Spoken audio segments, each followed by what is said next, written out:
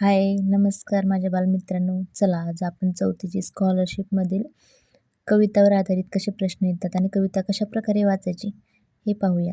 चला कविता नंबर 3 बघूयात आपण. खूप छान आहे. तरी आनंदाने आणि आवडीने वाचायची. यामधून आपल्याला खूप काही शिकायला भेटणार आहे आणि याच्यावर आपल्याला 2 प्रश्न, हे 3 प्रश्नही नक्की असतात. चला बघूयात काय म्हणते. नववर्षाचे स्वागत करूया, दारी गुढी उभारू, नाचू गाऊ मौजेने, नववर्ष झाले सुरू. लावू पताकांच्या माळा, रांगोळ्या काढू दारा, लावू तोरण दाराला अन गुलाल उधळण करू. मंगलतेचा सुदिन आजचा, शुभ कार्याचा प्रारंभाचा, मंगलमयी हे वातावरण आनंदाने भरू. असे आजचा सण मौजेचा, गोड गोड खाऊ खाण्याचा, चैत्रातील या प्रतिपदेचे स्वागत आम्ही करू. तर आपणाला कविता कशावरती दिलेली आहे. दारी उभारू गुढी म्हणजेच गुढीपाडव्याबद्दल, जे आपलं चैत्र महिन्यात सुरुवातीला तो आपला मराठी सण, आपण मराठी नववर्ष त्या दिवशी सुरू होतं. चला त्याच्यावरती प्रश्न काय आहेत बघूयात. नववर्षाचे स्वागत कसे करणार आहोत.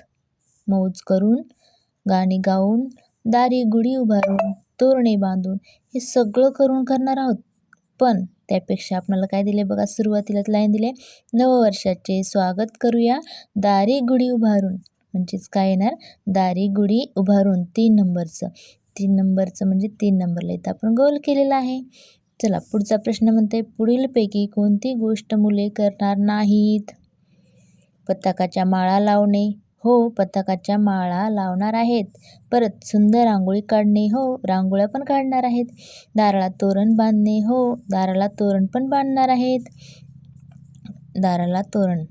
परत काय म्हणते, मंगल कलश पूजन. इथे कुठे कलश पूजन दिले का रे.